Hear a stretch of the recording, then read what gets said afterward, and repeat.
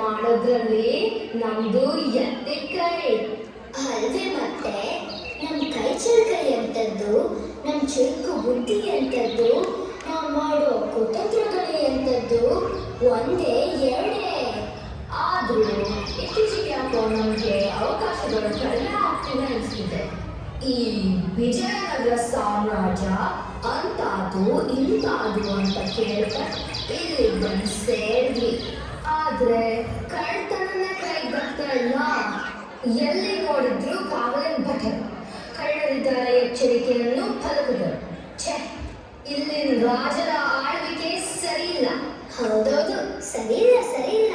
ಅಲ್ಲ, ಹೀಗೆ ಮುಂದುವರೆದ್ರೆ ನಮ್ ಗತಿ ಏನು? ನೋಡು, ಏನಾದ್ರೂ ಒಂದು ಉಪಾಯ ಮಾಡ್ಲೇಬೇಕಲ್ಲ. ಈ ಸಣ್ಣ ಚಿಲ್ಲರೆ ಕಳ್ತನ ನಮ್ಗೆಲ್ಲ ಬಿಡು, ಸುಮ್ಮನೆ ತಲೆನೋವು. ಹಿಡಿದ್ರೆ ದೊಡ್ಡ ಕೂಡನೇ ಹಿಡಿಬೇಕು. ಹೌದು, ಹಾಗೆ ಮಾಡ್ಬೇಕು. ಹೊಳಿತು ನೋಡು.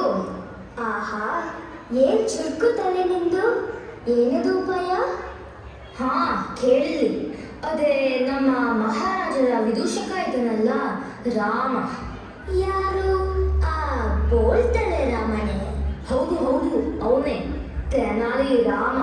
ಅವನಿಗೆ ಧೈರ್ಯ ಹೆಚ್ಚು. ಅವನು ಕತ್ಲಾದ್ಮೇಲೆ ಅರಮನೆಯಿಂದ ಹೊರಡೋದು, ಈ ಕಾರ್ ದಾರಿ ಮೂಲಕನೇ ಮನೆ ಸೇರೋದು. ಹೇಗಾದ್ರೂ ಮಾಡಿ ಅವನ್ ದೋಚಿದ್ರೆ ನಮ್ಮ ಅದೃಷ್ಟ ಖುದಾಯಿಸ್ದಂಗೆ ಬಿಡು. ಹೌದಲ್ವೇ? ಭಲೆ ಭೀಮಾ, ನಿನ್ ತಲೆಗೆ ಕೊಡ್ಬೇಕು ನೋಡು. ಹಂಗಂದ್ರೆ ಅಲ್ವೋ, ಒಳ್ಳೆ ಉಪಾಯ ಅಂದೆ ಅಷ್ಟೇ. ಅದು ಅಲ್ಲದೆ ಆತ ಮಹಾರಾಜರಿಗೆ ಏನ್ ಮೋಡಿ ಮಾಡಿದನಪ್ಪ. ಅವನಂದ್ರೆ ಪಂಚಪ್ರಾಣ. ಉಡುಗೊರೆಗಳನ್ನ ಕೊಡದೆ ಕಳ್ಸೋದಿಲ್ಲ. ಅವನ ತಲೆ ಮೇಲಿನ ಗಂಟು ತಪ್ಪೋದೇ ಇಲ್ಲ. ಸೋಮ. ಹೇಳಪ್ಪ ಭೀಮಾ, ನಮ್ಮ ಮುಂದಿನ ಗುರಿ ತೆನಾಲಿ ರಾಮ. ನಾನು ಸೋಮ, ನಾನು ಭೀಮ, ನೀನು ಭೀಮ, ನೀನು ಸೋಮ. ನಾನು ಸೋಮ, ನಾನು ಭೀಮ, ನೀನು ಭೀಮ, ನೀನು ಸೋಮ. ಸೋಮ ಭೀಮ, ಭೀಮ ಸೋಮ.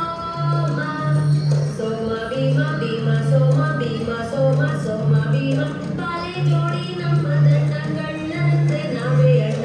ನಾನು ಸೋಮ, ನೀನು ಭೀಮ. ನಿಲ್ಸೋ ಭೀಮಾ, ಬಂದ್ರು ಅಂತ ಕಾಣತ್ತೆ. ಸರಿ, ನಡಿ. ಇಲ್ಲೇ ಪೊದೆ ಸಂದಿಲಿ ಅಡ್ಕೊಳ್ಳೋಣ. ಅಬ್ಬಬ್ಬ, ಏನ್ ಭಾರ ಈ ಗಂಟು. ಇವತ್ತು ನಮ್ಮ ಪ್ರಭುಗಳು ಕೊಟ್ಟ ಚಿನ್ನದ ಬಟ್ಲುಗಳು ಇರಬೇಕು.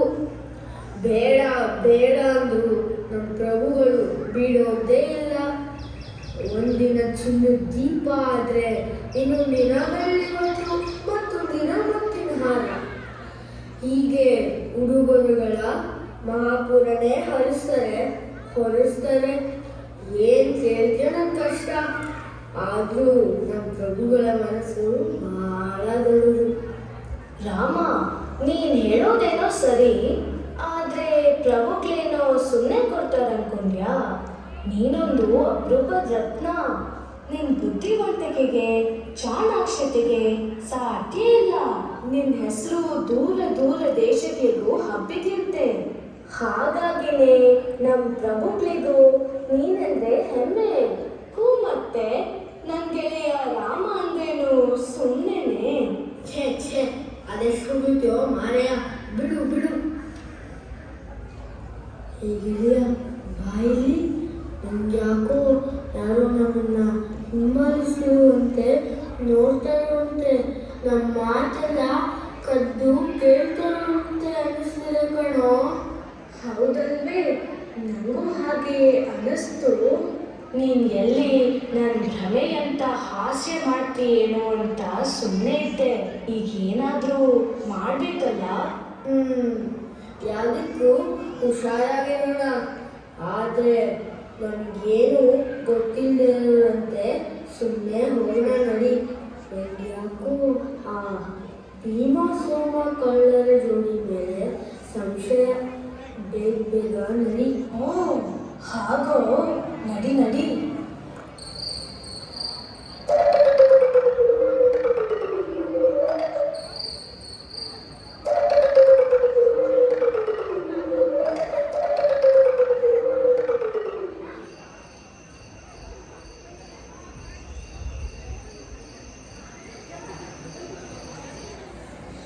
ಅಮ್ಮ, ಅಜ್ಜಿ, ಅಪ್ಪಾಜಿ ಬಂದ್ರು, ಅಪ್ಪಾಜಿ ಬಂದ್ರು.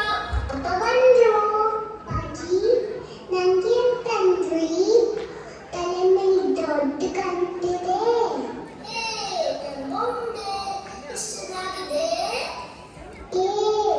ನಂಗೂ ಇದೆ. ಚಿನ್ನದ ರಥ ಎಷ್ಟು ಚೆನ್ನಾಗಿದೆ. ಬಾರೋ ಆಟ ಆಡೋಣ. ಅಮ್ಮ, ಬಂದ್ಯ ಮಗು, ಯಾಕಿಷ್ಟೆಲ್ಲ ಮಾಡ್ತಿರೋ ಏನೋ? ರಾತ್ರಿ ವೇಳೆಯಲ್ಲಿ ಹಾಗೆಲ್ಲ ತಿರುಗಬಾರ್ದಪ್ಪ. ದೆವ್ವ ಪಿಶಾಚಿಗಳು ತಿರುಗೋ ಹೊತ್ತು. ಅಮ್ಮ, ಪಿಶಾಚಿಗಳು ತಿರುಗ್ತವೋ ಇಲ್ಲೋ ಗೊತ್ತಿಲ್ಲ, ಆದ್ರೆ ಕಳ್ಳಕಾಕರಂತೂ ಇರ್ಬೋದು ನೋಡು. ಏನು ಕಳಿದೆ ನಮ್ಮೂರಲ್ಲೇ? ಅಯ್ಯಯ್ಯೋ, ಏನಪ್ಪ ಮಾಡೋದು? ಹೌದಮ್ಮ, ಅಲ್ಲಿ ಇಲ್ಲಿ ಕಳ್ಳತನ ಆಗ್ತಿದೆ ಅಂತೆ ಸುದ್ದಿ ಬಂದಿದೆ. ಶೀಘ್ರದಲ್ಲೇ ಕಳ್ಳರನ್ನ ಹಿಡಿತಾರೆ. ಅಲ್ಲಿವರೆಗೂ ಸ್ವಲ್ಪ ಎಚ್ಚರವಾಗಿರಬೇಕು. ಕರೀರೆ. ಅಯ್ಯೋಯ್ಯೋ, ಈಗೇನ್ ಮಾಡೋದು? ನಮ್ಗೆ ತೆಗೆದುಕೊಟ್ಟಿರೋ ಈ ಕಾಸಿನ ಸರ, ಚಾಪು, ವಾಚಿ, ಚಿನ್ನದ ಬಳೆಗಳು, ಅಯ್ಯೋ ಇವನ್ನೆಲ್ಲ ಕಾಪಾಡಕ್ಕಾಗ್ಲಿಕ್ಕೆ. ಸಂಪತ್ತು ಇಲ್ಲ ಅಂದ್ರೆ ಒಂದ್ ಚಿಂತೆ, ಇದ್ರೆ ಇನ್ನೊಂದು ಚಿಂತೆ. ಪರಮಾತ್ಮ, ನಂದು ಹಳೆ ಆಭರಣಗಳಿದೆಯಲ್ಲೋ ನಮ್ಮ ಅಜ್ಜಿ ಕಾಲದ್ದು, ತುಂಬ ಬೆಲೆ ಬಾಳುವಂಥದ್ದು. ಈಗೇನ್ ಮಾಡೋದು? ಮಾಡೋದೇನು? ಮಹಾರಾಜರು ಕಳ್ಳರನ್ನ ಹಿಡಿದು ಬುದ್ಧಿ ಕಲಿಸೋವರೆಗೂ ಜಾಗರೂಕರಾಗಿರಬೇಕು ಅಷ್ಟೇ. ಹಾ, ಒಂದು ಉಪಾಯ ಮಾಡೋಣ. ಬಾರು ಕೇಳಿಯ? ಏನಪ್ಪ ಅದು ರಾಮ? ನಡಿ, ಅಟ್ಟದ ಮೇಲೆ ಅಲ್ಲೊಂದು ಹಳೆ ಕಾಲದ ಪೆಟ್ಟಿಗೆ ಇದೆ. ಮೊದಲು ಅದನ್ನ ಕೆಳಗಿಳಿಸ್ಬೇಕು. ಬಾ ಬಾ. ಓಹೋ, ನಿಮ್ಮ ಹತ್ರ ಇಷ್ಟೊಂದೆಲ್ಲ ಆಭರಣ ಇದೆಯೇ? ಇದೆಲ್ಲ ಇದೆ ಅಂತ ನನಗೆ ಗೊತ್ತೇ ಇರಲಿಲ್ಲ. ನಿನ್ ಸೊಸೆ ಹಿಂಗ್ ಖಾಲಿ ಖಾಲಿ ಕಾಣ್ತಿರುವಾಗ ಹಾಕೊಳ್ಳಮ್ಮ ಅಂತ ಗೊತ್ತಾದೆ. ನಾನೇನು ತಿನ್ಕೊಂಡು ಬರ್ತಿದ್ನಾ? ಇಲ್ಲಮ್ಮ, ಇಲ್ಲ, ತಿನ್ಕೊಂಡೇನೋ ಬೀಳಲ್ಲ. ಒಳ್ಳೆ ಬಾಳಕ್ಕೆ ಭೂಮಿಯೊಳಗೆ ಎದ್ದೋಗ್ತೀಯ ಅಂತ ಭಯ ಅಷ್ಟೇ. ಖಾಲಿ ಅಂತೆ ಖಾಲಿ, ಸ್ವಲ್ಪ ಜಾಗ ಬೀಳ್ದಂಗೆ ಒಡವೆ ಹಾಕೊಂಡು. ಇದೆಲ್ಲ ನನ್ನ ಮೊಮ್ಮಕ್ಳಿಗಂತ ಇಟ್ಟಿರೋದು, ಯಾರು ಮುಟ್ಟಂಗಿಲ್ಲ, ಜೋಕೆ. ಅಬ್ಬಬ್ಬಾ, ಈ ಪೆಟ್ಟಿಗೆನೇ ಮಾಡಬಾರ. ನೀವಿಬ್ರು ಮುಚ್ಚಿಟ್ಟಿರೋ ಬಚ್ಚಿಟ್ಟಿರೋ ಚಿನ್ನಾಭರಣ ತುಂಬಿದ್ಮೇಲೆ ಏನಾಗುತ್ತೋ? ಹಾ, ತನ್ನಿ ತನ್ನಿ, ಬೇಗ ಎಲ್ಲರೂ ಮಕ್ಕಳೇ ನಿಮ್ಮ ಆಟಿಕೆಗಳನ್ನು ತಗೊಂಡು ಬನ್ನಿ.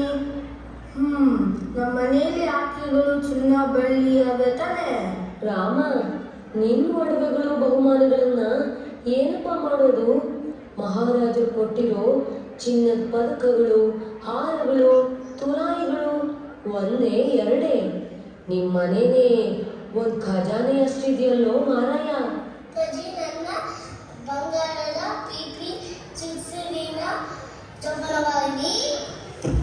ಅಪ್ಪಾಜಿ, ನನ್ನ ಬೆಳ್ಳಿ ಚೆಂಡು, ಚಿನ್ನದ ಕುದುರೆ ಎಲ್ಲ ಜೋಪಾನವಾಗಿದೆ. ಸ್ವಾಮಿ, ನನ್ನೆಲ್ಲ ಆಭರಣಗಳನ್ನ ಈ ಪೆಟ್ಟಿಗೆಯಲ್ಲಿ ತುಂಬಿಸಿ ಭದ್ರವಾಗಿ ಇಟ್ಟಿದ್ದೀನಿ. ತಗೊಳ್ಳಿ. ಮಗು, ನಂದು ತಗೊಳಪ್ಪ. ಹಳೆ ಒಡವೆಗಳು ಮತ್ತೆ ಮಹಾರಾಜರು ನಿಮ್ಮ ತಂದೆ ಕೊಟ್ಟ ಹಾರ, ತುರಾಯಿ ಎಲ್ಲ ಈ ಗಂಟಲಿದೆ. ಭದ್ರವಾಗಿರೋ ಮಗನೇ. ಅಂತೂ ಎಲ್ಲ ಬಂದಂಗಾಯ್ತು. ನಡಿ ಗೆಳೆಯ, ನೀನಂದಂಗೆ ಈ ಪೆಟ್ಟಿಗೆನ ತೋಟದ ಬಾವಿಲಿ ಇಳಿಬಿಡೋಣ. ಆ ಆಳದ ಬಾವಿಗೆ ಯಾರು ಇಳಿಯೋ ಸಾಹಸ ಮಾಡಲ್ಲ ಬಿಡು. ನಡಿ ನಡಿ. ಏನ್ ಭಾರ ಇದೆ. ಅಬ್ಬಬ್ಬಾ. ಆಹಾ, ಕಾಲ್ ರೊಟ್ಟಿ ಜಾರಿ ತುಪ್ಪದಲ್ಲಿ ಬಿತ್ತು. ಎಂತ ಅದೃಷ್ಟ ನಮ್ದು. ಬಾಗಿಲು ಮುರಿಬೇಕಿಲ್ಲ, ಕನ್ನ ಕುರಿಬೇಕಿಲ್ಲ.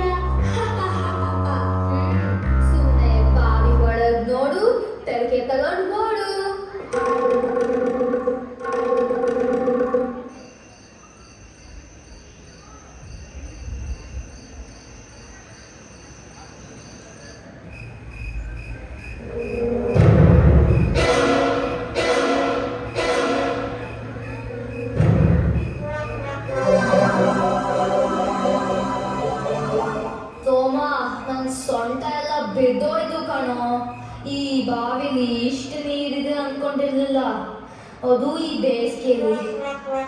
ಕಣೋ, ನನ್ನ ಕೈದು ಚರ್ಮ ಎಲ್ಲ ಕಿತ್ತು ಬರ್ತಾ ಇದೆ, ಹಗ್ಗ ಎಳೆದು ಎಳೆದು. ಎತ್ತು ಎತ್ತು, ಇನ್ನೇನು ಎರಡೇ ಕೂಡ, ಇನ್ನೇನು ಪೆಟ್ಟಿಗೆ ಸಿಕ್ಬಿಡತ್ತೆ. ಆದ್ರೂ ಗೆಳೆಯ, ನಂಗೊಂದು ಸಂಶಯ. ಎಲ್ಲರೂ ಈ ರಾಮಣ್ಣ ಬುದ್ಧಿವಂತ ಬುದ್ಧಿವಂತ ಅಂತಾರಲ್ಲ, ಯಾಕೆ ಇರ್ಬೋದದು? ದಾಕ್ಷಿಕ ಮನೆಯವನು, ಈಗ ಗೊತ್ತಾಗಲ್ವೇ? ಬಿಡು ಬಿಡು, ನಮ್ಗೆ ಹಾಕದಲ್ಲ. ಕಾಣ್ತದೆ ನೋಡು, ಬೇಗ ಎತ್ತು, ಕಟ್ಟು ಹಗ್ಗಕ್ಕೆ. ಎಳ್ಕೋ ಎಳ್ಕೋ. ಅಬ್ಬಾ, ಅದೇನ್ ಬಾರನೋ. ಹೂ, ಮತ್ತೆ ಅಜ್ಜಿ ಒಡವೆ, ಸೊಸೆ ಒಡವೆ, ಮಕ್ಕಳ ಆಟಿಕೆ, ಭಾರ ಇರದೇ ಇರುತ್ತೆ. ಎಲ್ಲಿ ಹಿಡ್ಕೋ ಪೆಟ್ಟಿನ. ಇಲ್ಲಿಂದ ಮೊದಲು ದೂರ ಹೋಗೋಣ, ಆಮೇಲೆ ತೆರೆದು ನೋಡೋಣ. ಇನ್ನೇನು ಬೆಳಗಾಗ್ಬಿಡುತ್ತೆ, ಕೋಳಿ ಕೂಗುದು ಕೇಳಿಸ್ತಿದೆ.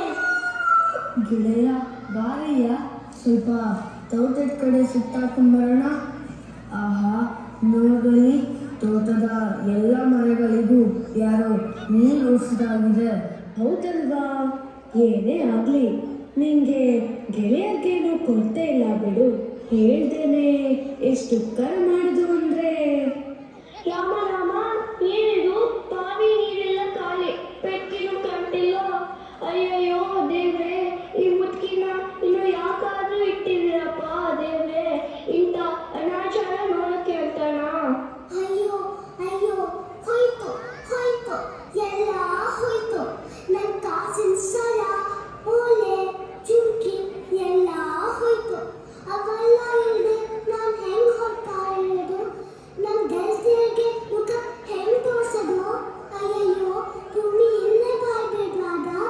ಆಕಾಶ ಕಳಿಸಿ ತಲೆ ಮೇಲೆ ಬೀಳ್ಬಾರ್ದ?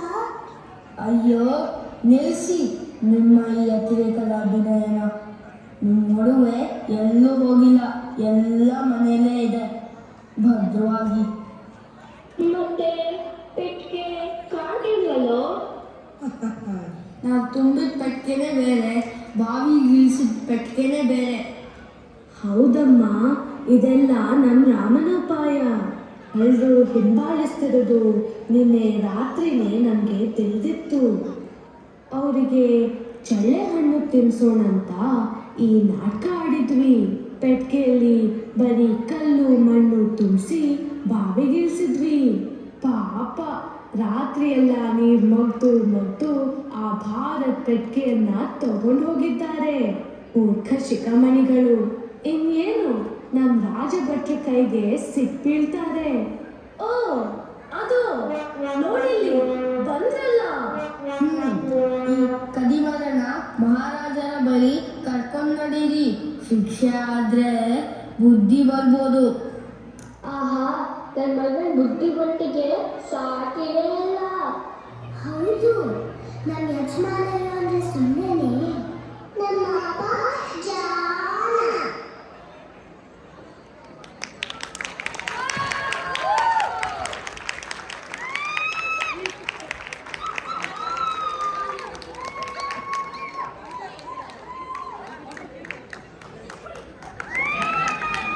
ಒಂದು ಜೋರಾದ ಚಪ್ಪಾಳೆ ಬರಲಿ ಎಲ್ಲ ಮಕ್ಕಳಿಗೆ.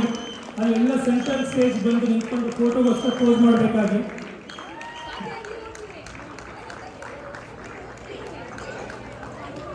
ಎಷ್ಟು ಚೆನ್ನಾಗಿ ಮಾಡಿದ್ರು ಮಕ್ಕಳುಗಳೆಲ್ಲರೂ ಕೂಡ. ಈ ಪುಟಾಣಿಗಳನ್ನು ಉಪಯೋಗಿಸಿ ಆಡಿಯೋ ರೆಕಾರ್ಡೆಡ್ ಇದ್ರು ಸಹ ಸಿಂಕಪ್ ಮಾಡೋದ್ರೆ ಸುಲಭ ಕೆಲಸ ಅಲ್ಲ. ಇವಷ್ಟು ಅಚ್ಚುಕಟ್ಟಾಗಿ ಮಾಡಿದ್ರೆ ಒಂದು ಜೋರಾದ ಚಪ್ಪಾಳೆ ದಯವಿಟ್ಟು.